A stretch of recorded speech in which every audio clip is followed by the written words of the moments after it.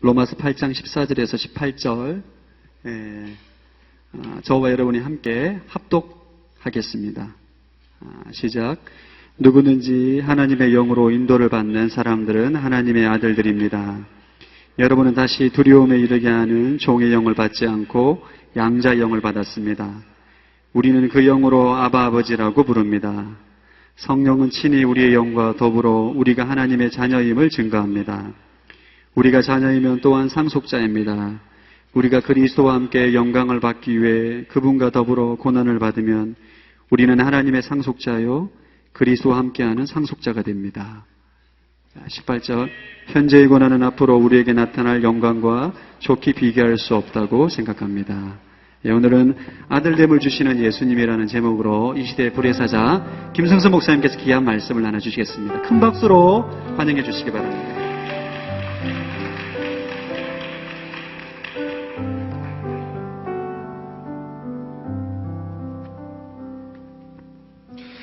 우리 살아계신 하나님께 다시 한번 감사와 찬양의 박수를 올려드리시겠습니다. 주님을 찬양합니다. 여러분 잘 오셨습니다. 다시 한번 우리 좌우에 있는 분들과 함께 인사하실 때 하나님께서 당신을 통해 놀라운 일을 이루실 것입니다. 아멘. 하나님을 기대하고 소망하십시오. 하나님께서 그거 놀라운 역사를 이루어 가실 것을 믿습니다. 아멘. 오늘 우리가 계속해서 로마서 8장의 말씀을 가지고 하나님의 은혜를 나누고 있습니다. 로마서 8장을 통해서 우리는 예수 그리스도 안에서 바로 주님께서 우리에게 주시는 그 선물들을 우리가 매주 하나씩 함께 나누고 있는데요. 첫째 주에 우리는 예수님께서 우리에게 주시는 구원에 대해서 함께 나누었습니다. 그 구원은 우리가 함께 보셨던 것처럼 예수님께서 십자가에 달리실 때 우리의 모든 죄에 대한 대가를 대신 치러 주셨기 때문에 나는 공로 없이 자격 없이 조건 없이 나는 그냥 더러운 죄인임에 불과하지만 그러나 죄 없다함을 받고 죄의 용서를 받고 그리고 우리의 인생은 구원을 얻는다는 것입니다. 여러분 구원은 죄의 용서를 받는 것입니다. 죄의 사함을 받는 것입니다. 그래서 로마서 8장 1절의 말씀은 우리의 인생에 정죄가 사라진다고 이야기하는 것이죠. 여러분 오늘 우리 인생에 정죄가 사라짐을 믿으시기를 주님으로 축복합니다. 여러분 내 인생을 정죄하는 것은 내 인생을 변화시키지 않습니다. 자신의 인생을 정죄하는 것은 그것은 자신을 자학하는 거예요. 여러분 자학하면 자학을 할수록 나를 정죄하면 정죄할수록 그 죄에서 벗어나게 되는 게 아니라 그 죄 속에 더 빠져듭니다. 여러분 오늘 우리의 인생은 예수님 때문에 정죄받지 않는 인생으로 바뀝니다. 난 거룩한 자가 되었습니다. 의로운 자가 되었습니다. 나의 행위 때문이 아니라 나를 위해 죽으신 예수님 때문입니다. 그렇게 선포하십시오. 함께 외쳐보겠습니다. 나는 거룩합니다. 나는 의로운 자가 되었습니다. 아멘.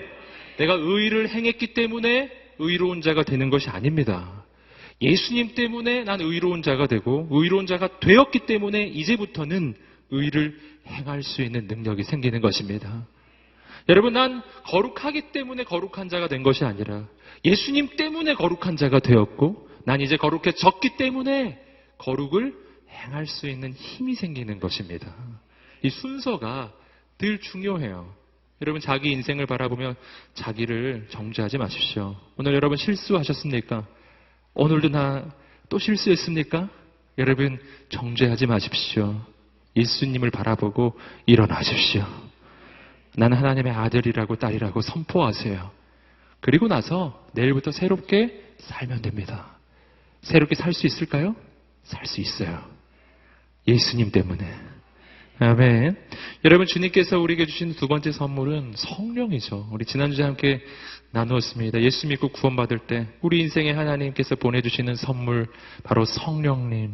성령님이 오실 때 우리 인생에 가장 먼저 바뀌는 것은 생각이 바뀐다라는 거였죠.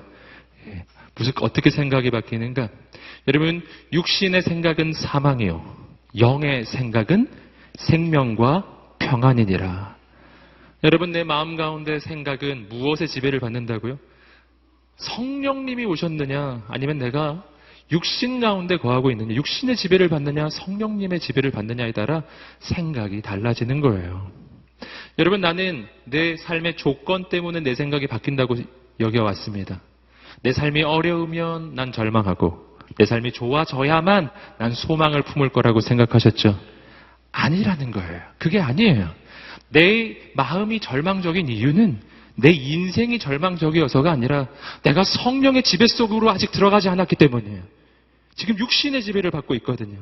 여러분, 육신의 지배를 받으면, 여러분 마귀의 영향력 아래에 있으면 인생이 아무리 좋아도 늘 절망스러워요. 늘 우울해요. 여러분 그런 사람 보셨나요? 늘 우울한 사람. 무슨 짓을 해도 우울해요. 아무리 해도 우울해요.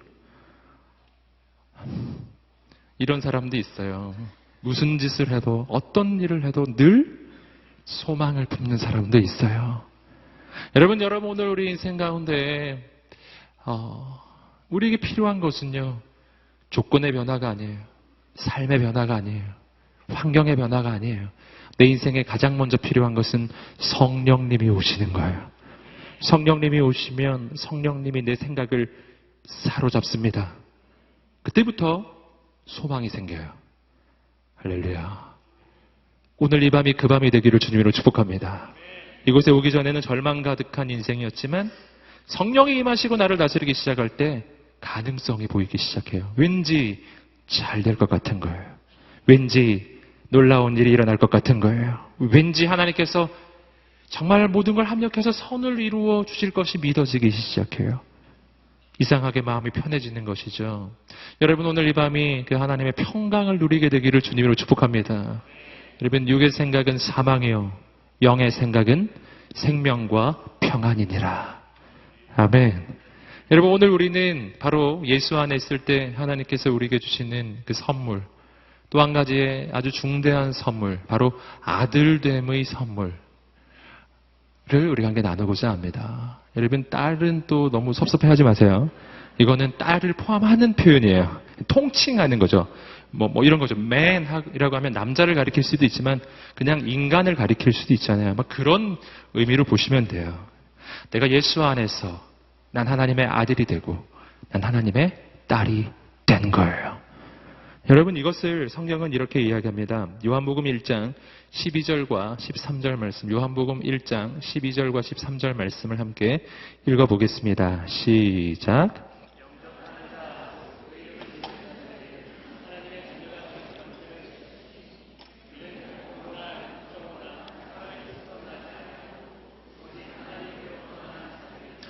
아멘.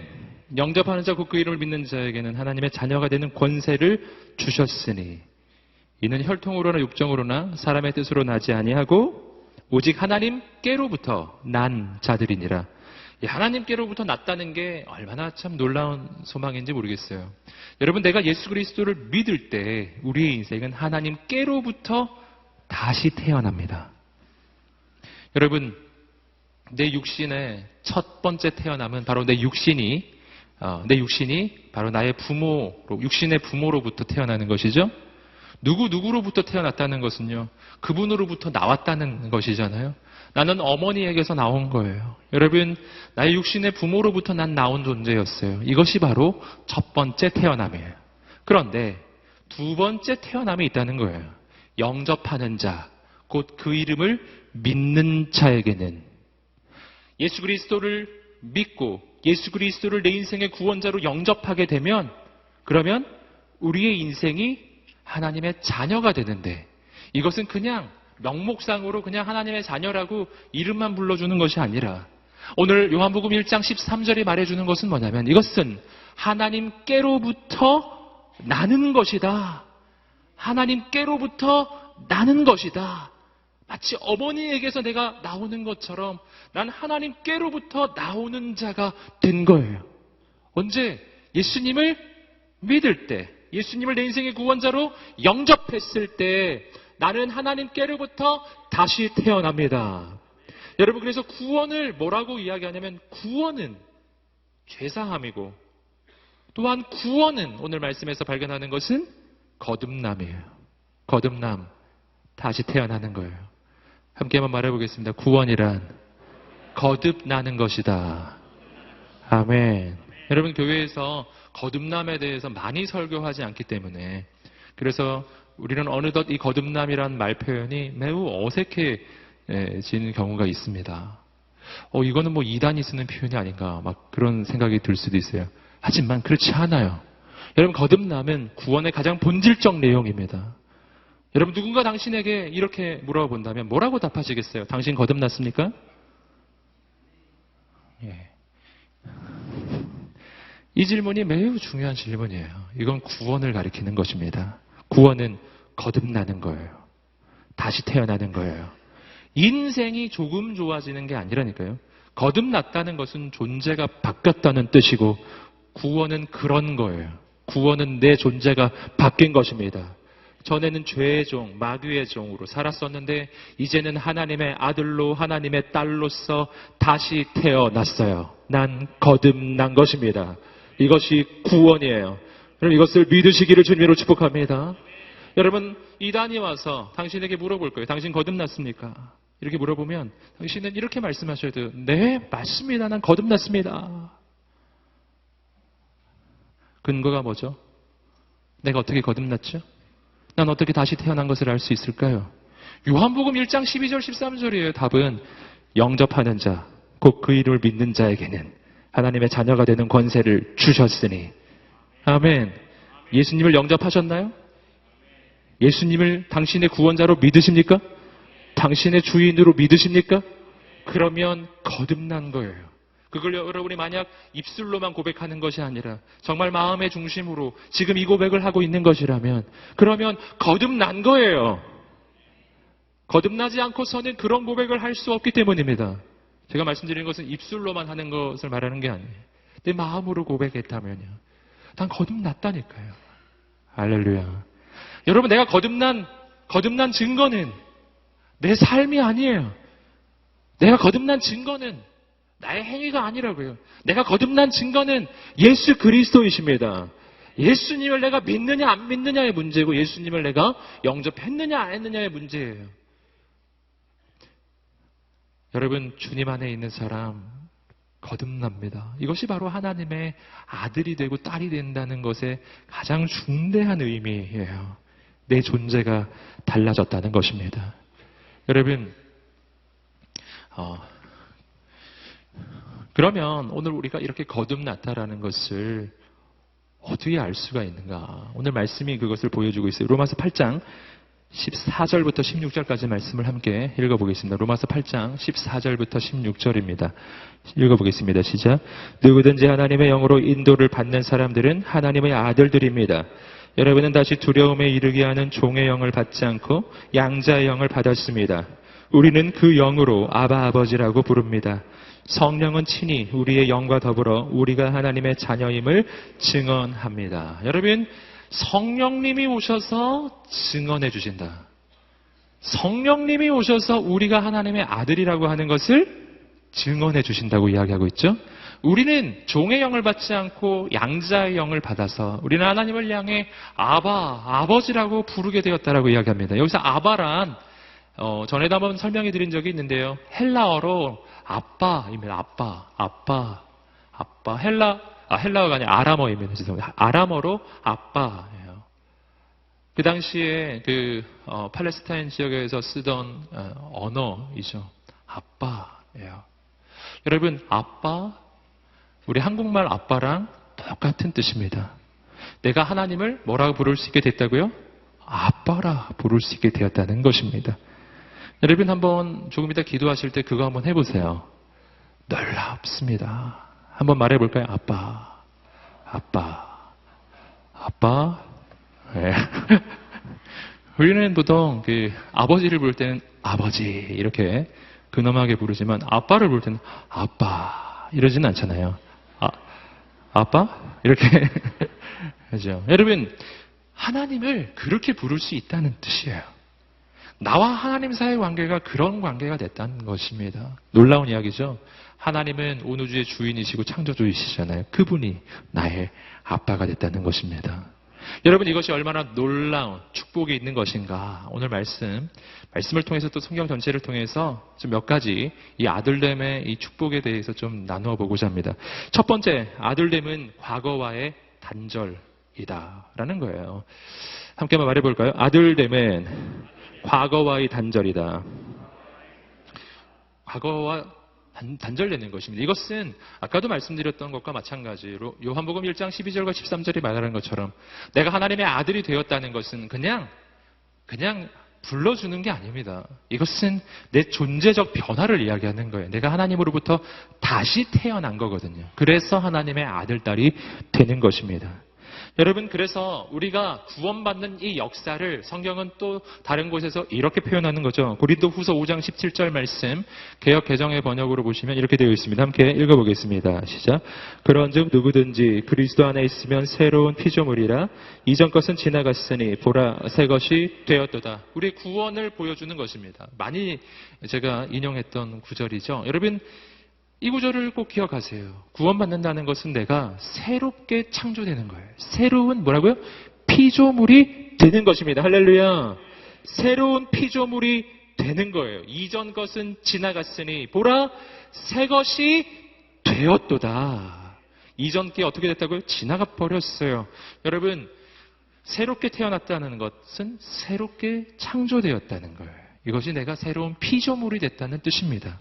새롭게 창조되었다라는 것은요, 여러분 부분적으로 수정보완된 게 아니란 뜻이에요. 여러분, 자동차가 사고가 났습니다. 두 가지 방법이 있을 수 있어요. 한 가지 방법은 이것을 그 공장에 맡겨서 수리하는 것입니다. 수리합니다. 그러면은 새 차처럼 돼서 나오겠죠? 하지만 새 차입니까? 아니에요. 새 차 아니에요. 중고죠. 중고차고, 그리고 사고 난 차고, 여러분, 나중에 팔면은 가격도 떨어져요. 사고 났었던 차기 때문에. 여러분, 멀쩡해 보이지만 멀쩡한 게 아니거든요. 여러분, 구원이란 그런 걸까요? 내가 망가진 내 인생 하나님이 좀 수리를 해주시는 것일까요? 성경은 그렇게 말하지 않는다니까요. 성경이 말해주는 것은 망가졌던 내 인생을 하나님이 조금 수리해 주시는 것이 구원이 아닙니다. 차로 비유하자면 차가 사고가 났어요. 어떻게 하는 방법이 또 하나냐? 하나는 수리하는 방법, 두 번째 방법은 폐차시키는 방법이 있어요. 폐차. 우리 새차 뽑는 겁니다. 할렐루야. 네. 새차 뽑을 좋은 기회야. 새차. 쫙. 이렇게요. 여러분, 구원은 그런 거예요. 똑같아 보이지만 똑같은 게 아니에요. 어제와 오늘의 나는 다릅니다. 내가 오늘 예수 그리스도를 믿고 구원받고 하나님의 자녀가 되었어요. 그럼 어제와 오늘의 나는 같은가? 달라요. 달라요. 달라요. 함께 외쳐보겠습니다. 난 달라. 완전히 달라. 할렐루야. 완전히 달라져 버렸어요. 예. 이건 존재적 변화를 이야기하는 겁니다. 다른 존재가 됐다는 뜻이죠. 여러분, 그러므로 여러분 한번 생각을 해보세요. 예. 내가 오늘까지 스포티지를 탔었는데 사고가 났어요. 예. 뭐 아주 사소한 그냥 접촉사고가 난 거예요. 그러나 난 결정했어요. 폐차. 그리고 새 차 뽑는다. 이런 것이 구원이라니까요. 예. 새 차를 뽑아버렸어요. 근데 모양은 똑같은 거예요. 어제 타던 차와 오늘 타는 차는 모양이 똑같아요. 그러나 같은 차일까요? 같은 차가 아니에요. 어제 차는 중고차, 오늘 차는 신차예요. 어제 차와 오늘 차는 모양이 똑같아도 다른 차예요. 그러니 여러분, 완전히 달라진 거죠. 우리의 인생의 구원은 그런 거예요. 나는 하나님의 자녀로 오늘 다시 태어났습니다. 그럼 나는 오늘 완전히 다른 존재가 되었고요. 더 이상 과거는 나에게 영향력이 없어요. 과거의 영향력은 어제까지예요. 할렐루야. 과거의 영향력은 언제까지? 어제까지라고요. 어제까지. 내가 예수 그리스도를 영접하기 직전까지는 난 과거의 영향 아래에 있었습니다. 하지만 예수 그리스도를 영접하고 하나님의 자녀가 되는 순간 과거의 영향력은 끊어져요. 이전 것은 지나갔으니 보라 새 것이 되었도다. 여러분, 이러한 하나님의 관점을 품으세요. 여러분, 이것이 바로 나의 인생의 본질적 치유예요. 본질적 치유. 우리의 과거에 대한 그 치유의 방법은 심리학적인 그런 방법들이 있겠죠. 있을 것입니다. 그래서 과거를 다시 찾아보고 연구하고 분석하고 과거에 이러이러한 일이 있었기 때문에 이런 상처가 있어서 이런 쓴뿌리가 있어서 내 인생은 지금 이렇다는 거죠. 내 성격은 지금 이렇고 난 이럴 수밖에 없고 어떤 사람은 그걸 합리화하는 것 같아요. 난 옛날에 이런 일이 있었기 때문에 난 이럴 수밖에 없어. 날 이해해야 돼. 내가 옛날에 이런 일이 있었는데 난 이럴 수밖에 없는 거야. 그러니까 너가 날 이해해야 돼. 이렇게 온 세상을 향해서 온 세상이 날 이해하라고 막 그렇게 외치는 분이 계신 것 같아요. 여러분 그럴까요? 여러분 가운데 혹시 그런 분 계시나요? 난 과거에 이런 일이 있었기 때문에 난 지금 이럴 수밖에 없으니 난 여기서 벗어날 수 없다고. 과연 그런가? 아니다 라는 겁니다. 제가 아니라고 말씀드리겠어요. 아니다 라는 걸. 왠지 아시겠죠? 과거는 지나갔어요. 예수 안에서 난 새로운 존재입니다. 우리에게 믿음이 있게 되기를 주님으로 축복합니다. 믿음이 있기를 주님으로 축복합니다. 할렐루야. 오늘 우리 인생은 달라졌음을 믿으세요. 이것이 바로 아들됨이 과거와의 단절이 되는 까닭이에요. 그리고 두 번째, 아들됨은 새로운 미래의 시작점이에요. 그래서 과거는 끝이 나고 이제 새로운 미래가 시작되는 겁니다. 함께 따라해 보겠습니다. 아들됨은 새로운 미래의 시작이다. 아멘. 하나님이 날 지으셨어요. 여러분, 죄악 가운데 있었던 죄의 종이었던 나, 마귀의 종이었던 나는 어제부로 끝난 거예요. 오늘 나는 예수 그리스도를 믿고 구원받고 하나님의 자녀가 되는 그 순간 나는 모든 것이 새로워지는 새 존재가 되었습니다. 여러분, 내 인생은 새로운 피조물이에요. 새로운 피조물이란 말은 새로 지어졌다는 뜻이죠. 여러분, 새롭게 지어질 때 누가 날 지으셨을까요? 하나님이 나를 지으셨습니다. 난 하나님으로부터 다시 태어났습니다. 하나님께서 나를 다시 지으실 때 내 인생을 향한 가장 놀라운 계획과 꿈을 가지고 하나님이 나를 다시 지어 주신 것입니다. 여러분, 그러므로 내가 하나님의 아들이 되었다는 것은 내 인생 가운데 이제 새로운 계획이 시작된다는 것을 의미해요. 여러분, 과거에 나 죄의 종이었던 나, 마귀의 종이었던 나에게는 새로운 계획이라는 건 있을 수가 없는 거죠. 나는 조건의 지배를 받고 과거의 지배를 받고 환경의 지배를 받고 세상의 지배를 받고 우리는 세상의 규정 속에 살아가요. 너의 인생은 이런 이력을 가졌고 너의 인생은 이런 특징을 가졌고 너의 인생은 이런 집안 배경을 가지고 있으니 너의 인생은 여기까지야. 이렇게 말하는 세상의 규정 속에서 우리의 인생은 갇혀버린 인생을 살아왔습니다. 하지만 예수 안에서 나는 새로운 피조물이 되고 하나님으로부터 다시 태어났고 그 순간 내 인생에는 하나님의 계획이 시작되고 그 계획은 나의 생각과 인간의 한계를 뛰어넘는 것인 줄 믿습니다. 여러분, 하나님의 꿈은 놀랍고 큽니다. 우리 성경 속에서 우리는 그런 인물들을 너무너무 많이 발견하고 있죠. 여러분, 연약한 기도원을 바라보며 하나님은 민족을 구원하는 장군으로서의 계획을 가지고 계셨어요. 하나님의 계획이에요. 하나님의 꿈, 하나님의 계획이에요. 여러분, 별 볼 일 없는 갈릴리 어부 베드로를 바라보며 예수님은 초대교회의 위대한 사도를 보고 계셨어요. 여러분, 하나님의 꿈, 하나님의 계획이 시작되는 것입니다. 새로운 미래가 시작됩니다. 여러분, 그러므로 자신의 인생을 바라보며 쉽게 판단 내리지 않으시기를 주님으로 축복합니다.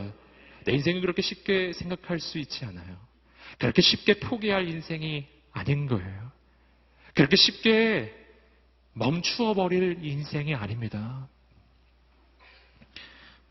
여러분, 하나님의 아들이 된다는 것은 새로운 미래가 시작되는 것입니다.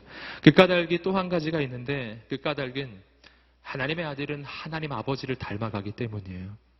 어제까지의 나는 미래가 없어요.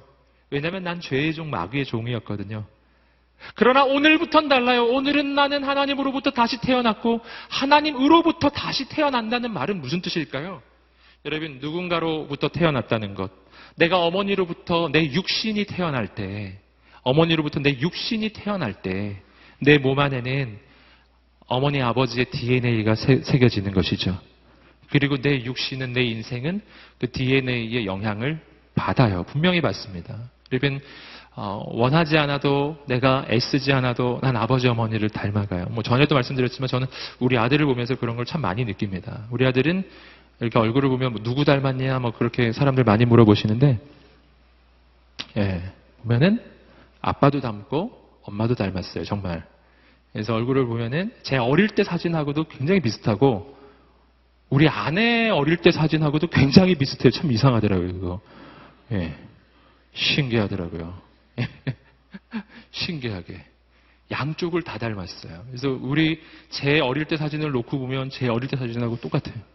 그러나 우리 아내 사진을 어릴 때 사진 놓고 보면 아내 사진하고 똑같아요. 여러분, 우리 아들이 성형외과 가서 김승수 목사 사진 놓고 얼굴 성형하지 않았습니다. 안 그랬다고요.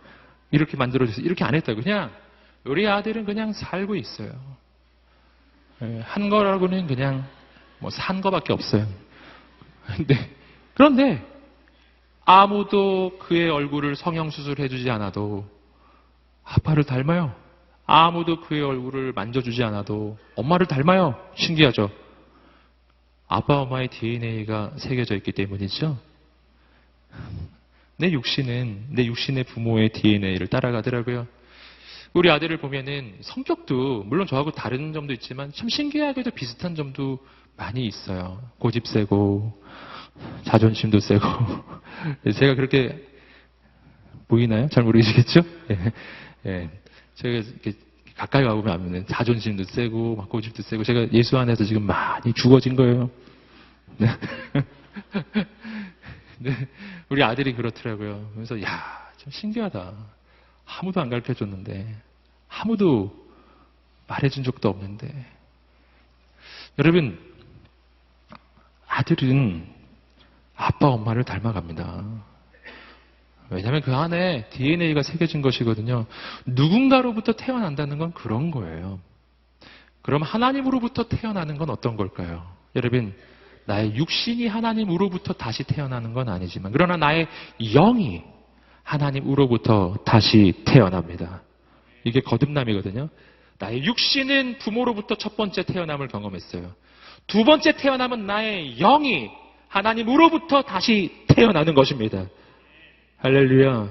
내 육신의 부모의 DNA가 새겨져서 애쓰지 않아도 노력하지 않아도 내 부모를 닮아가는 것처럼 마찬가지예요. 나의 영이 하나님으로부터 다시 태어난다는 것은 하나님의 영적인 DNA가 내 안에 새겨져서 여러분 내가 그를 닮아간다는 거예요.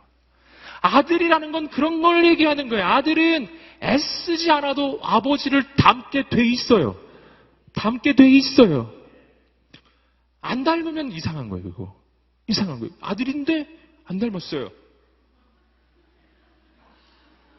뭔가 출생의 비밀이 있는 거죠, 이거는. 여러분, 아들은 무조건 아빠를 닮는다니까요. 아빠를 닮든 엄마를 닮든 당연히 닮게 돼 있어요. 여러분, 하나님으로부터 내가 다시 태어난 하나님의 아들이 되었다는 것은요. 그래서 내 인생에 새로운 시작을 말해주는 겁니다. 내 안에서 이전에 없었던 성품, 이전에 없었던 능력이 나타나기 시작해요. 아멘.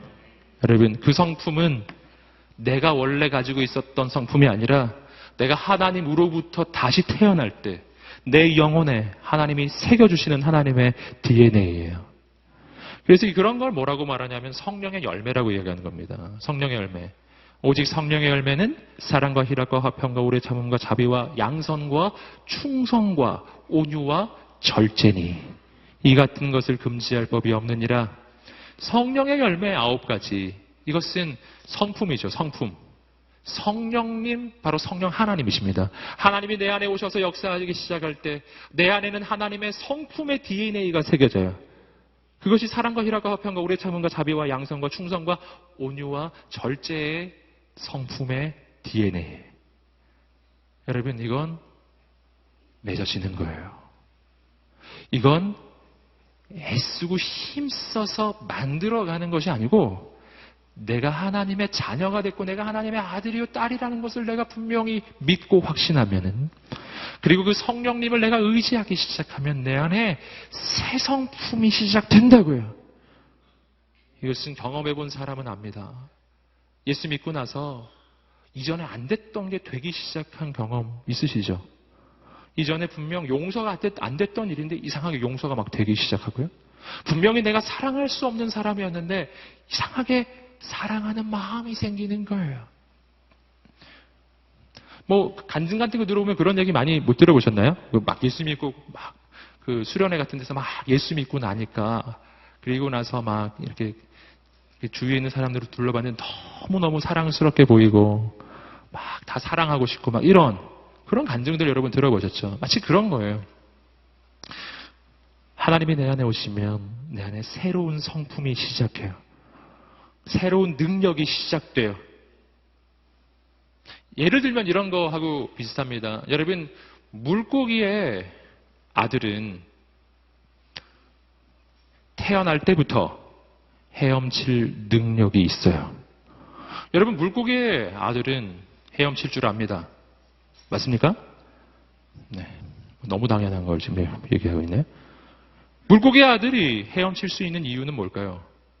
아빠가 물고기이기 때문이에요. 다른 이유는 없습니다. 아무도 수영 강습해주지 않았어요. 네. 여러분, 독수리의 아들은 날 수 있어요. 무조건 나는 거예요. 나는 법을 누가 가르치나요?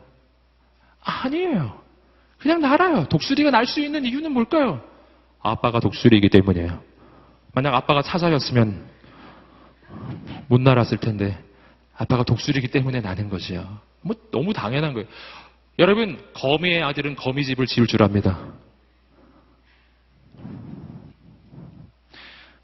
왜 지을 줄 아는 거예요? 누가 가르쳤나요? 저는 신기해요. 저는 거미집을 볼 때마다 너무나 신기해요. 거미집 만들기 뭐 4주 코스 과정.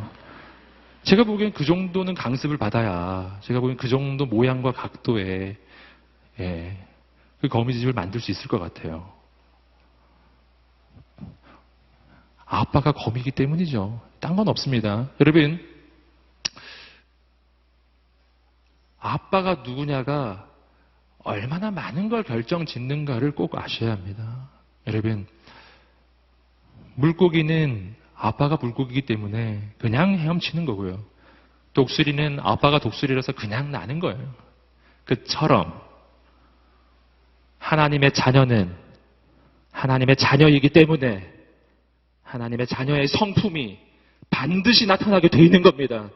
그게 안 나타나면 이상한 거라고, 그게 이상한 거라고요.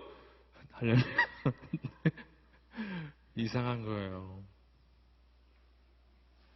옆 사람에게 한번 말씀해 주세요. 예수 믿으면 바뀝니다. 아멘. 한 번 더 말해주세요. 새로운 성품이 시작됩니다. 이걸 믿으세요. 예, 그걸 안 하려고 하는 게 더 이상한 거예요. 물고기가 헤엄을 안 치려고 하는 게 굉장히 힘든 거 아시죠? 예, 그게 굉장히 힘든 거예요. 굉장히. 독수리더러 날지 말고 걸어만 다녀. 엄청 힘든 거예요. 마치 그런 것처럼 예수 믿는 사람더러 사랑하지 마. 이거 굉장히 힘든 거라고요. 예? 예수 믿는 사람더러 용서하지 마. 이렇게 하는 거는 물고기더러 헤엄치지 마. 이런 거랑 비슷한 거예요. 아멘을 하셔야죠. 네. 이런 하나님의 자녀가 됐을 때 내 인생에 일어나는 나는 이 변화라는 게 대체 어떤 것인지를 우리는 분명하게 알아야 합니다. 무엇이 당연한 것이고 무엇이 당연한 것이 아닌가 하는 거예요. 여러분, 오늘 하나님의 아들은 바뀝니다. 새로워집니다. 우리는 변화를 받았기 때문에 하나님의 아들이 되는 게 아니에요. 변화는 전제 조건이 아닙니다. 반대예요. 내가 하나님의 아들이 되었기 때문에 내 인생은 바뀌는 것입니다. 하나님께 드리고 맡기시면 하나님께서 우리 인생을 바꾸어 주실 것입니다. 세 번째입니다. 세 번째는 아들됨은 사랑받는 존재가 되는 것입니다. 함께 따라해 볼까요? 아들됨은 사랑받는 존재가 되는 것이다.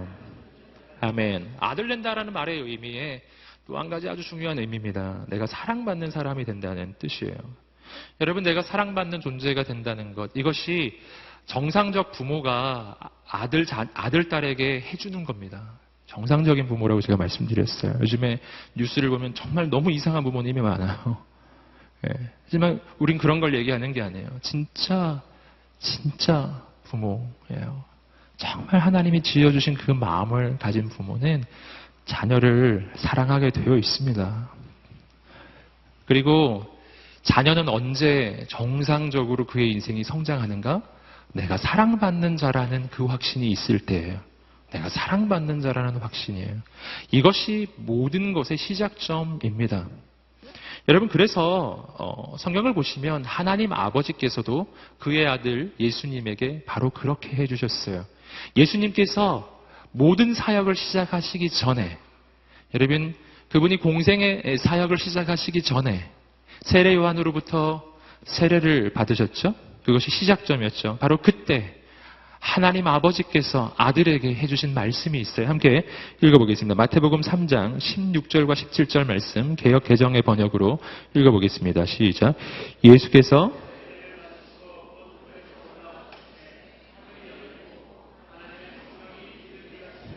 자기 위에 임하심을 보시더니 하늘로부터 소리가 있어 말씀하시되 이는 내 사랑하는 아들이요 내 기뻐하는 자라 하시니라.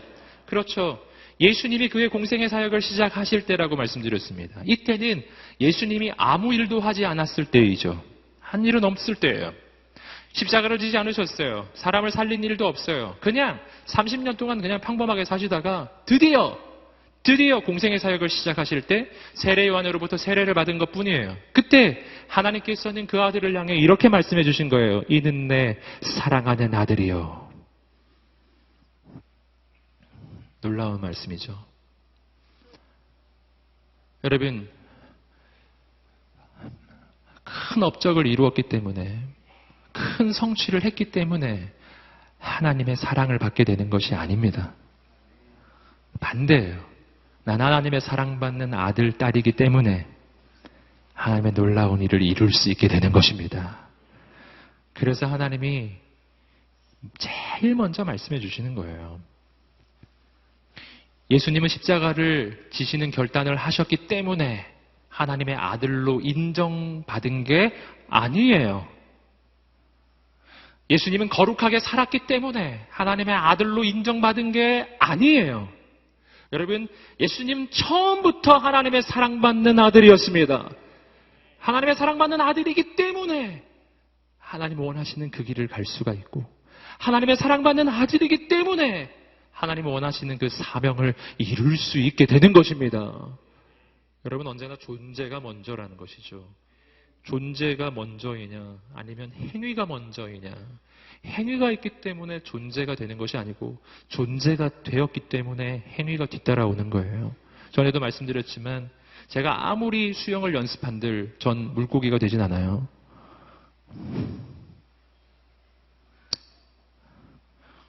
전 사람이에요. 아무리 수영을 잘해도 난 사람이라고요. 수영 잘하는 사람인 거죠. 그러나 물고기는 달라요. 물고기는 수영을 잘해요. 물고기니까요. 존재가 먼저이고 행위가 뒤따라오는 것입니다. 언제나 그래요. 존재가 먼저이고 행위가 뒤따라오는 것입니다. 이것이 구원의 원리예요. 하나님의 자녀가 되었기 때문에 하나님의 자녀답게 살 수 있게 되는 것입니다. 하나님의 사랑받는 아들이 되었기 때문에 하나님의 사명을 이룰 수 있게 되는 것입니다. 하나님은 제일 먼저 예수님의 그 영적 정체성을 말씀해 주신 거예요. 넌 나의 사랑하는 아들이란다. 넌 사랑받는 사람이야. 넌 사랑받는 사람이야. 여러분, 이것은 오늘도 변함없는 주님의 음성입니다. 당신은 사랑받는 하나님의 사람입니다. 아멘. 한번 가슴에 손을 얹고 한번 말씀해 보실까요? 나는 하나님께서 사랑하시는 사람입니다. 나는 사랑받는 사람입니다. 하나님은 나를 사랑해. 정말 사랑해. 세상에서 제일 사랑해. 아멘. 이걸 믿으세요. 여러분, 하나님은 우리를 사랑하시되 마치 세상에 나 하나밖에 없는 것처럼 나를 사랑해 주시는 분이에요. 하나님은 나를 사랑하시되 마치 나만 편애하는 것처럼 사랑하시는 분이세요. 예, 편애는 나쁜 거잖아요. 하지만 하나님은 온 세상의 모든 사람을 편애하세요. 네. 오늘 그것이 우리의 존재입니다. 나는 사랑받는 존재예요. 여러분, 아들이 사랑받는 이유는 뭐죠? 아까도 말씀드렸죠. 뭘 했기 때문이 아니라 아들이기 때문이에요. 다른 이유는 없어요. 여러분, 정말 정상적인 부모라면 나의 자녀가 태어났을 때 기뻐합니다. 여러분, 생명의 탄생을 기뻐하지 않게 하는 것은요, 마귀의 역사예요. 이걸 꼭 기억하셔야 합니다. 그건 정상이 아니라고요. 비정상이에요. 생명의 탄생은 기뻐해야 마땅해요. 기뻐해야 마땅하다고요. 여러분, 하나님은 기뻐하세요. 정상적인 부모라면 아기가 태어날 때 정말 기뻐해야 하는 게 맞는 거예요. 뭘 기뻐합니까? 내 아들이 살아있다는 게 기쁘고 살아서 나왔다는 게 기쁜 거죠. 일단 두 번째, 태어나면은 뭐 제일 먼저 손가락, 발가락 세 번 되잖아요. 손가락이 5개 너무 감격하고 막 발가락 5개 너무 감동하고 막 대단한 일을 한 것처럼 막 그게 그 부모의 마음 아닌가요? 여러분, 자녀는 존재 자체가 기쁨입니다. 살아있음이 기쁨입니다. 여러분, 이것이 바로 사랑받는 하나님의 아들이라는 뜻이에요. 여러분, 오늘 우리의 인생 가운데 바로 그러한 영적 확신이 있으시기를 축복합니다. 예, 아버지의 마음이 그런 마음이죠. 말씀드렸던 것처럼 저에게는 아들이 있어요. 저는 어떤 것이 아들이 주는 기쁨인지를 가끔씩 느낍니다. 여기 부모님들 많이 앉아 계신데 뭐 다들 느끼시는 것이겠지만요. 제가 평소에는 그 사역 때문에 아들한테 뭘 잘해주기가 어려워요. 근데 월요일에는 이제 공식적으로 교회가 쉬는 날이기 때문에 제가 새벽 기도만 하고 집으로 돌아오거든요. 돌아와서 우리 아들이 등교하는 것을 유일하게 보는 날입니다. 그날 월요일이 제가 유일하게 우리 아들 등교하는 걸 보는데, 그래서 그날은 제가 아들을 위해서 요리를 해주거든요. 아침 식사 뭐 대단한 걸 하는 건 아니에요. 뭐 계란 후라이 이런 거 뭐 그런 거 합니다. 스팸 구워주죠. 제가 이렇게 잘라서 이렇게 구워주고, 그다음에 국 데우기 이런 거 한다는 말은 아니고요. 데우기 뭐 이러한 요리를 제가 하는 거죠. 그리고 쫙 해놓고서 아들아 빨리 와서 밥 먹어라. 밥 먹거든요. 여러분, 놀라운 역사가 일어나더라고요. 여기 어머니는 다 아시겠 텐데 아들이 밥 먹는 것만 봐도 저는 정말 밥 안 먹어도 배부르고 막 그냥 밥을 먹는 것만 봐도 마음에 기쁨이 막 밀려오더라고요. 그래, 너가 밥을 먹는구나. 밥을 먹어야 돼. 이렇게 많이 먹어. 막 이렇게. 얘는 밥 먹는 걸, 우리 아들이 밥 먹는 걸 좋아하기 때문에 자기가 밥을 조금만 많이 먹어도 대단한 일을 한 것처럼, 아빠 내가 오늘 밥을 진짜 많이 먹었어요. 막 그러고 그래 잘했다. 오늘 밥 많이 먹었으니까 뭐 용돈 주세요. 막 거의 이런 분위기죠. 여러분, 아들은 존재가 기쁨이에요. 존재가 기쁨이에요. 하나님께 우리의 존재가 그러하다는 것을 믿으시기를 주님으로 축복합니다. 그냥 있는 것만 봐도 하나님은 기쁜 거예요. 여러분, 이것을 믿으세요. 믿으세요. 세상이 우리를 속입니다. 넌 실패자이기 때문에, 넌 부족하기 때문에, 넌 연약하기 때문에 하나님이 널 기뻐하지 않아. 이렇게 속여요. 아니에요. 하나님은 그렇게 날 보지 않아요. 여러분, 아버지는 아들의 성공을 필요로 하지 않아요. 아버지는 아들을 필요로 하는 것입니다.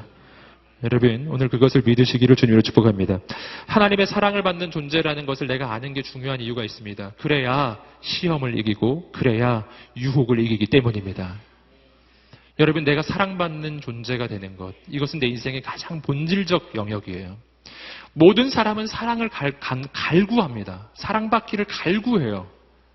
그런데 누구의 사랑을 받을 때 내 가장 깊은 갈망이 만족되냐면은 하나님의 사랑을 받아야만, 그래야만 내 깊은 영적 갈망이 해소가 됩니다. 그래야 우리가 세상을 추구하지 않게 된다고요. 근데 그 하나님의 사랑을 경험하지 못하면, 내가 하나님을 떠나 있으면은요, 그리고 하나님을 만약 모르게 되면은, 그러면은 내가 그 가장 깊은 갈망이 해소가 되지 않아서 다른 곳에서 그 사랑을 찾게 돼 있어요. 여러분, 사마리아 여인이 그러했어요. 남편이 5이 있었고 지금도 살고 있는 남자가 있지만 아무도 내 남편은 아닌 거예요. 그는 사랑을 갈구하는 거죠. 사랑을 갈구해서 이 사람, 저 사람, 이 방법, 저 방법, 온갖 길을 다 찾아보지만 없어요. 예수님이 주시는 사랑, 그런 사랑을 줄 존재는 없어요. 이 여인의 그 방황이, 인생의 방황이 끝나는 지점이 있어요. 예수님을 만났을 때입니다. 하나님의 사랑을 경험했을 때예요. 그때 그의 인생의 방황은 끝이 나는 것입니다. 저는 오늘 이 밤에 우리의 영적 방황이 끝나게 되기를 주님으로 축복합니다. 여러분, 삭개오라는 사람이 있어요. 그의 인생도 가만히 보면 사랑을 갈구해요. 그렇게 사람들의 사랑을 갈구한 겁니다. 그러나 사람들이 그를 사랑해 주지 않고 그는 왕따였고 그는 절망했죠. 여러분, 그는 돈을 추구했어요. 원래 그가 원하는 것은 사랑이죠. 그는 원래 사랑받기를 원한 거예요. 근데 그게 안 되니까 돈으로 대신 채운 겁니다. 대신. 가짜 사랑이죠. 여러분, 가짜를 추구하는 거예요. 여러분, 그런데 역효과가 나는 거죠. 돈을 추구하면 추구할수록 사람들은 자기를 점점 더 떠나고 점점 더 고립되고. 여러분, 그때 예수님이 그에게 찾아오셔서 정말 그를 사랑해 주신 거예요. 아무도 와보지도 않은 그의 집에 예수님이 오셔서 내가 너와 함께 유하겠다. 그의 인생은 돈으로부터 해방됩니다. 그때 이렇게 말했죠. 내 전 재산의 절반을 내놓겠습니다. 할렐루야. 재산의 절반이라고요. 여러분, 돈의 권세에 묶여있던 인생이었는데 돈의 권세로부터 풀려나는 순간이에요. 언제 풀려날까요? 진짜 사랑을 경험할 때예요. 진짜 사랑. 여러분, 온 세상은 사랑을 그렇게 구하는 겁니다. 모든 사람은 그렇게 사랑을 구하는 겁니다. 내가 왜 죄의 유혹을 거절하지 못하는지 아시겠어요? 진짜 사랑으로 내 영혼이 만족되지 않았기 때문이에요. 난 정말 사랑받기를 원해요. 그래서 죄의 유혹을 거절하지 못해요. 이 유혹을 거절하면 이 사람의 사랑을 잃어버릴까봐 거절을 못하는 것이죠. 참 신기한 일이 일어나는 거예요. 분명 거절해야 될 것을 거절하지 못해요. 이걸 거절하면 나쁜 사람이지만 이 사람을 내가 잃을까 봐요. 참 이상한 일이에요. 나쁜 줄 알면서 계속 가요. 그나마 그런 사랑이라도 받고 싶어서. 여러분, 이제는 멈추어야 합니다. 이제는 멈추어야 합니다. 나는 왜 죄악의 유혹에 취약할까요? 나는 왜, 여러분, 세상의 가치를 그렇게 쫓아가고 있을까요? 사실은 하나님의 사랑이 필요한 거예요. 근데 다른 걸로 자꾸만 대신 채우고 있는 겁니다. 여러분, 오늘 이 밤이 새로워지는 밤이 되기를 축복합니다. 이것을 아셔야 해요. 내가 예수 믿고 구원받고 하나님의 자녀가 되면 난 이미 하나님의 사랑받는 아들, 딸이라고요. 이미 내 안에는 그 사랑이 있는 거라고요.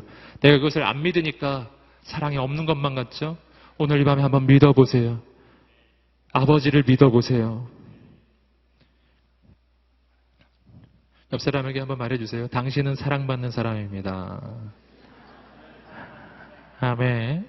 네 번째입니다. 네 번째는 아들됨을 알 때 안식을 누린다. 예요. 함께 따라해 보겠습니다. 아들됨을 알 때 안식을 누린다. 안식. 아멘. 내가 아들이 됐다는 것을 알아야 안식이 옵니다. 여러분, 오늘 말씀에서도 이야기하는 것처럼 우리는 종의 영이 아니라 아들의 영을 받은 사람들입니다. 그러므로 아들의 반대말은 종이에요. 종이 아니라 아들, 종이 아니라 딸이 된 거예요. 종과 아들의 차이는 뭘까요? 종은 안식이 없고 아들은 안식이 있어요. 여러분, 종은 그의 기본 임무가 일하는 데 있어요. 주인을 위해 일을 하는 것이 종의 기본 임무입니다. 종에게 쉬는 시간이 있을 수 있습니다. 하지만 그 쉬는 시간이 중심이 아니에요. 일이 중심이죠. 일을 해야 되는 거예요. 그리고 언제나 스탠바이, 언제나 대기하는 24시간 대기 상태. 여러분, 종은 일하는 것이 그의 인생의 목적이죠. 아들은 달라요. 아들의 기본 임무는 쉬는 겁니다. 아들의 기본 임무는 일이 아니에요. 아들은 일하기 위해 태어나지 않았어요. 아들은 안식하기 위해 태어난 거예요.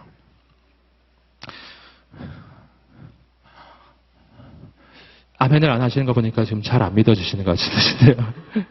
저는 지금 성경의 교훈을 말씀드리고 있는 겁니다. 성경에서 하나님께서 우리에게 주시는 메시지는 이런 메시지예요. 함께 예레미야 33장 2절과 3절 말씀을 한번 읽어보겠습니다. 예레미야 33장 2절과 3절 말씀 읽어보겠습니다. 시작. 이를 행하시는 여호와, 그것을 만들며 성취하시는 여호와, 너는 내게 부르짖으라. 내가 내게 응답하겠고 내가 알지 못하는 크고 비밀한 일을 내게 보이리라. 기가 막힌 말씀이에요. 이 말씀은 중대한, 기도를 강조하는 그 말씀으로 우리가 많이 활용하지만, 그러나 이 말씀 속에는 아주 중대한 영적 교훈이 있습니다. 일을 행하시는 여호와, 그것을 만들며 성취하시는 여호와. 할렐루야. 누가 일하신다고요? 하나님이 일하신다는 거예요. 일은 하나님이 하시는 것입니다. 이것이 예레미야의 메시지예요. 그리고 이렇게 말해 주었어요. 너는 내게 부르짖으라. 이게 이 연결점이거든요.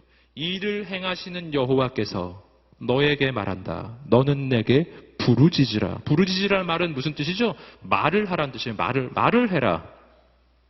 일은 내가 할게. 너는 말만 해라. 이게 예레미야 33장 2절 3절의 요약이에요. 일은 내가 한다. 너는 말만 해. 네. 여러분, 오늘 이것이 아버지의 메시지라고요. 아버지가 아들한테 하는 말이에요. 아들아, 아빠가 있다. 말만 해라. 네. 여러분, 아들의 기본 임무는 쉬는 것입니다. 저는 그 고향에 있습니다. 저의 고향은 대구입니다. 눈치채셨는지 모르겠는데요. 전 대구가 고향이고 거기서 꽤 오래 살았었어요. 저희 부모님은 지금 대구에 계십니다. 그래서 제가 명절이 되면 다 가거든요. 설이나 추석 이럴 때 가는데 명절 때 집에 들어가면 저희 어머니께서 아버지께서 해주시는 말씀은 이거예요. 쉬어라. 네. 가자마자 그냥 쉬어라. 아유, 힘들 텐데 쉬어라. 자라. 들어가서 빨리 자라. 그리고 1년에 한 2번밖에 못 보는데 만나자마자 하시는 말씀은 쉬어라. 자라. 이렇게 하시죠. 예. 가자마자 일해라. 밥 깔아라. 이러지 않으신다고요. 예. 그래서 쉬면 어머니가 막 음식도 해주시고 먹여주고 그런 거죠. 여러분, 아들의 기본 임무는 쉬는 거라니까요. 그게 기본 임무예요. 아들이 쉴 수 있는 이유가 있습니다. 그 까닭은 아까도 말씀드렸죠. 아빠는 아들의 성공을 필요로 하는 것이 아니라 아들을 필요로 하는 것이고요. 아들은 종과는 달라요. 종은 평가의 대상이에요. 아들은 사랑의 대상이에요. 이것이 아주 중대한 차이점이죠. 내가 하나님 앞에 섰을 때 쉼이 없는 이유가 있습니다. 그 까닭은 내가 하나님 앞에서 평가의 대상이라 스스로 여기기 때문이에요. 하나님 날 평가할 텐데. 아닙니다, 여러분. 평가는 아들에게 하는 것, 직원에게 하는 일이에요. 평가는 종에게 하는 일이라고요. 종은 평가해요. 하지만 아들은 평가하지 않아요. 평가하지 않는다고요. 물론 평가를 할 수는 있습니다. 평가를 해도 그건 돕기 위한 평가라고요. 평가를 해서 내쫓으려는 평가가 아니라고요. 여러분, 종이 일을 못하면 잘리는 겁니다. 하지만 아들이 일을 못하면 어떻게 해줄까요? 아빠가 합니다. 네. 이것이 차이라고요. 예.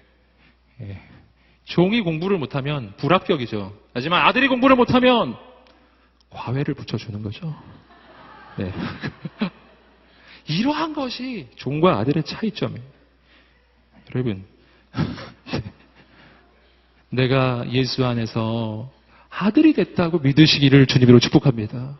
종처럼 살지 마시고 아들처럼 사시기를 주님으로 축복합니다. 아들은 쉬는 거예요. 누가 쉴 수 있을까요? 아버지를 믿는 아들만이 쉴 수 있는 거예요. 믿음이 있어야 쉼이 찾아와요. 내가 왜 쉼이 없는지 아시겠습니까? 바빠서 쉼이 없는 게 아니에요. 난 너무 하는 일이 많아서 쉼이 없는 게 아니라고요. 하나님을 안 믿기 때문에 쉼이 없는 거예요. 하나님을 안 믿는 거라고요. 하나님 신뢰하지 않으면 아무 일도 하지 않아도 너무 바빠요. 너무 힘이 들어요. 하나님을 신뢰하세요. 그러면 인생에 일이 너무 많아도 늘 여유가 있을 것입니다. 아버지는 아들을 책임집니다. 마태복음 6장 31절부터 33절까지 말씀을 그것을 이야기하고 있어요. 읽어보시겠습니다. 시작. 그러므로 염려하여 이르기를 무엇을 먹을까, 무엇을 마실까, 무엇을 입을까 하지 말라. 이는 다 이방인들이 구하는 것이라. 너희 하늘 아버지께서 이 모든 것이 너희에게 있어야 할 줄을 아시느니라. 그런즉 너희는 먼저 그의 나라와 그의 의를 구하라. 그리하면 이 모든 것을 너희에게 더하시리라. 아멘. 하나님은 책임집니다. 너희에게 이러한 것이 있어야 할 줄을 아버지는 알고 계신다. 아버지는 아신다. 함께 외쳐보겠습니다. 아빠는 아신다. 아빠는 알고 있어요. 믿으시기를 주님으로 축복합니다. 아빠가 말씀해 주셨어요. 너한테 뭐가 필요한지 내가 다 알고 있다. 넌 뭘 하라고요? 먼저 그의 나라와 그의 의를 구하라. 무엇을 먹을까, 무엇을 입을까, 무엇을 마실까 이렇게 수준 낮은 거 고민하지 말고 그 아빠가 다 해주는 거는 생각도 하지 말아라. 넌 먼저 그의 나라와 그의 의를 구하라. 하나님의 높은 비전을 꿈꾸어라. 넌 바로 그런 일을 위해 이 땅에 보냄받은 사람이야. 겨우 먹고 살라고 보냄받은 사람이 아니야. 할렐루야. 하나님을 신뢰하시기를 주님으로 축복합니다. 여러분 하나님 바라보시기를 주님으로 축복합니다. 다섯 번째로 아들은 상속자가 되는 것입니다. 이것이 매우 중요한 영적 메시지죠. 로마서 8장 17절의 말씀을 오늘 말씀 중에 마지막 부분으로 함께 읽어보겠습니다. 로마서 8장 17절 말씀 읽어보겠습니다. 시작. 우리가 자녀이면 또한 상속자입니다. 우리가 그리스도와 함께 영광을 받기 위해 그분과 더불어 고난을 받으면 우리는 하나님의 상속자요 그리스도와 함께 상속자가 됩니다. 아멘. 아들은 상속자예요. 상속자란 아버지의 것을 물려받는 것을 이야기하죠. 여러분 우리 하늘에 계신 아버지는 죽지 아니하시는 분이세요. 그리고 물려받는 게 아니에요. 이것은 물려받는 것이 아니라 하나님 아버지께서 나에게 주시는 것입니다. 여러분 나는 아버지로부터 받는 존재가 되었어요. 뭘 받는 것인가? 지금 아버지가 주시는 유산이라는 것은 뭔가? 성경을 보시면 아버지가 주시겠다는 유산의 내용이 크게 두 가지를 한번 찾아볼 수 있어요. 첫 번째, 하나님 아버지의 유산은 하나님 자신이십니다. 창세기 15장 1절 말씀을 한번 읽어보겠습니다. 창세기 15장 1절입니다. 시작. 이후에 여호와의 말씀이 환상 중에 아브라함에게 임하여 이르시되 아브라함아 두려워하지 말라. 나는 내 방패요 너의 지극히 큰 상급이니라. 나는 너의 상급이니라. 여러분 하나님이 이렇게 말씀하지 않았어요. 내가 너에게 상을 주리라. 이렇게 말씀하지 않으셨어요. 내가 너의 상급이니라. 내가 바로 너의 상급이니라. 여러분 하나님이 내게 주실 수 있는 최고의 것은 바로 하나님 자신이세요. 왠지 아시죠? 하나님은 온 우주에 속한 자가 아니라 온 우주보다 크신 분이세요. 아멘. 우주보다 크신 분이라고요. 그분은 창조주세요. 세상에서 가장 큰 것은 온 세상이 아니라 하나님이세요. 이걸 믿으세요. 여러분, 그러므로 오늘 나에게 하나님이 있다면 온 세상을 얻은 것보다 더 큰 것을 가진 거예요. 아멘. 여러분, 그러므로 아무것도 없어도 하나님이 있으면 모든 것을 가진 것이고요. 모든 것을 가져도 하나님이 없으면 아무것도 없는 거예요. 여러분 하나님께서 나에게 주시는 유산 또 한 가지가 있다면 이것은 온 세상입니다. 함께 시편 2편 7절과 8절 말씀 우리 개역 개정의 번역으로 읽어보겠습니다. 시작. 내게 이르시되 너는 내 아들이라 오늘 내가 너를 낳았도다. 내게 구하라. 내가 이방 나라를 내 유업으로 주리니 내 소유가 땅끝까지 이르리로다. 아멘. 너는 내게 구하라. 내가 이방 나라를 너에게 줄 것이니 너의 소유가 땅끝까지 이르리로다. 여러분, 아들에게 주시는 아버지의 메시지예요. 온 우주의 주인께서 하시는 말씀이에요. 내게 구하라. 내가 열방을 너에게 주겠다. 온 세상을 너에게 주겠다. 여러분, 이것은 비전의 말씀이에요. 비전. 여러분, 하나님은 우리에게 높은 비전을 품으라고 말씀하세요. 여러분, 이 비전의 말씀은 신약 성경에 와서 이렇게 바뀌어서 우리에게 주어지는 것입니다.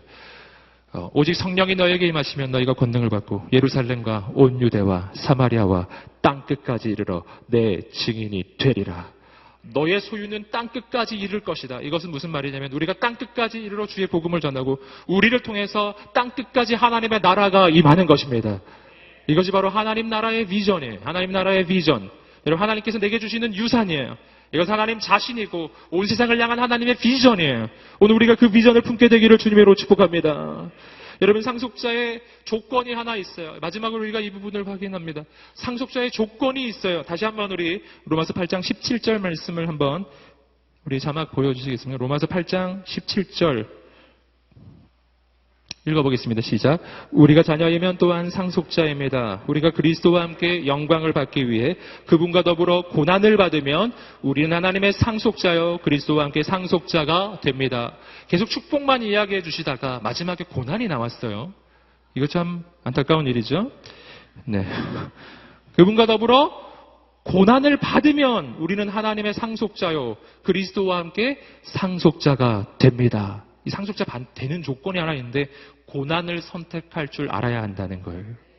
여러분, 그런데 이 고난은 하나님 없는 고난은 절망이지만 하나님 안에 있는 고난은 약속 있는 고난입니다. 그래서 마지막 구절 한 절만 더 보시겠어요? 18절 말씀도 여러분 자막 한번 보여주시겠습니까? 읽어보겠습니다. 시작. 현재의 고난은 장차 올 좋게 비교할 수 없다고 생각합니다.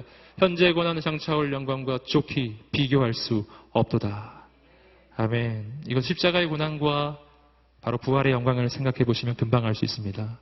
십자가의 고난은 짧고 부활의 영광은 영원무궁한 것이죠. 짧은 고난을 선택하세요. 영원한 영광이 올 것입니다. 아멘. 그러나 이 고난을 선택하지 않으면 영광은 없는 거예요.